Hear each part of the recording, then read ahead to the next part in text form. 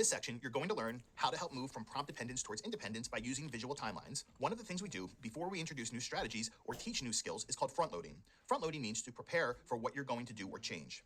Prepare them that they will be doing more things on their own because you know they can. We want to instill confidence. Front load by explaining expectations in advance. Here's what that can sound like. We're going to be doing some things differently here because I know you're capable of doing more things on your own than you're doing right now. If you get frustrated, that's okay. If you give up, I'm not going to take over and do it for you as I used to do because I know you'll feel good about yourself when you can do this for yourself. Be prepared. They may not be motivated or they may be resistant to become more independent since it's much easier to have you act as your child's executive functioning. It's really normal for kids with ADHD to resort to noise, learned helplessness, and emotional manipulation when they're expected to learn new independent skills. Please see Scaffolding Better Behavior for strategies to manage this. Scaffolding gradual release of responsibility. This is a strategy we use when teaching new skills. It helps make learning new skills more manageable and less intimidating. The goal is to move from prompt dependence to independence. Model, I do it, you watch. Share, I do it, you help. Guide, you do it, I help. Apply, you do it, I watch. Here's an example. Model, I'm going to teach you step by step how to use the dishwasher. Share, this time you're going to help me load and start the dishwasher. Guide, today you're going to run the dishwasher on your own. I'll only help if you need help. Apply, you're going to do the dishwasher on your own. I'm only going to watch because I think you can do it on your own now. Lists and generic picture charts don't work for most kids with ADHD because they don't activate nonverbal working memory, future thinking skills, which is why I teach to use visual timelines. Also, kids of this generation tend to learn visually. Visual timelines must activate nonverbal working memory in order to be effective. Since kids with ADHD struggle with nonverbal working memory, it's difficult for them to picture themselves completing each step of the task and what the finished task should look like. Generic pictures don't help kids with ADHD picture what they need to do to complete each step. They need to actually see themselves doing the task.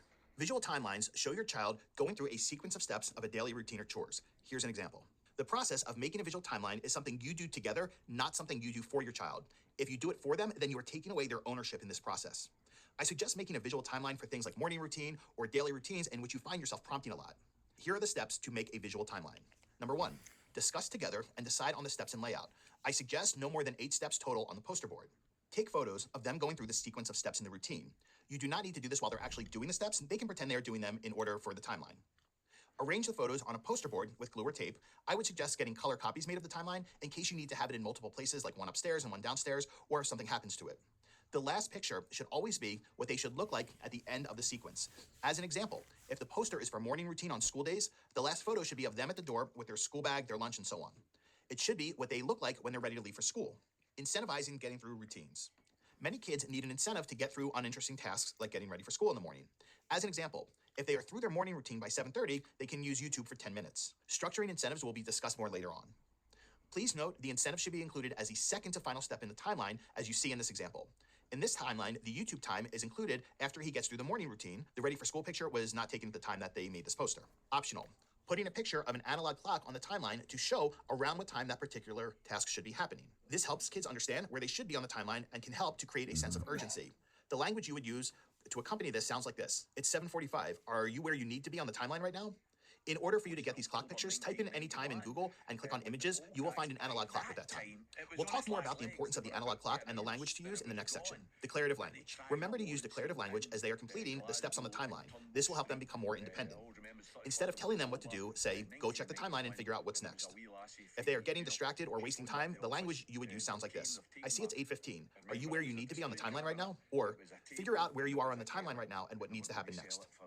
Remember to praise effort for using the timeline. That's really important. Here's what not to do when using the visual timeline.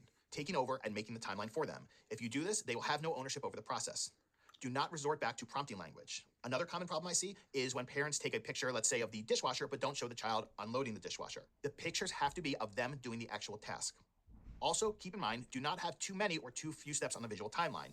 If there's a lot of steps, what I suggest is focus on the ones that you know they have a tendency to forget or where they tend to get distracted. Do not take over the task if they get frustrated or they say they can't do it or refuse to take on more responsibility. Remember, any type of change that requires kids to use their own executive functioning more is often met with resistance. Being unrealistic, such as not using scaffolding to teach a task or setting expectations too high at first, and then giving up when the child doesn't meet those expectations. This is a learning process. It's not going to happen overnight. Expecting kids to avoid all distractions, stay completely focused, and learn the skill very quickly is probably not realistic. Keep in mind, ADHD is a condition of inconsistent performance. Remember to give enough praise for their effort, even if they don't do it right or get distracted. If your child has difficulty motivating themselves, keep in mind how important it is to have incentives on the timeline, such as the one I showed you of the boy earning YouTube time. Resistance to using the visual timeline. If they dig their heels in and say they're not using it, I would suggest using language of accountability that sounds like this. We need to make our mornings easier. I don't like having to rush you. Your choices, you can make your brain be flexible and use a timeline, or you can not use it. However, I won't be telling you every step any longer, which means you might be late for school or you won't have time for YouTube later. You want them to understand there's a natural consequence for their inflexibility. If they are worried about somebody seeing the timeline, which I do encounter sometimes with older kids, tell them that they can put it away when people come over so no one sees it. If you have a high schooler and they say they don't want to use it and they can do it on their own, I suggest you let them try on their own without you prompting them. Give them the opportunity to see if they can manage routines without your involvement. Takeaways from this section. It's important to prepare your child for their new responsibilities and include them as much as possible in the planning process. They will need you to provide scaffolding as they learn how to complete new tasks on their own. You can pull back and give them some more independence as they show mastery. Visual timelines are a good strategy to move from prompt dependence towards independence. Visual timelines use pictures of the child completing each step of the task, which helps them to visualize themselves working through the task. It's important for your child to be involved in the process of making the timeline so they can have ownership with it. Remember to have realistic expectations, be consistent, and praise all attempts to complete the task. We always want to give specific praise for effort.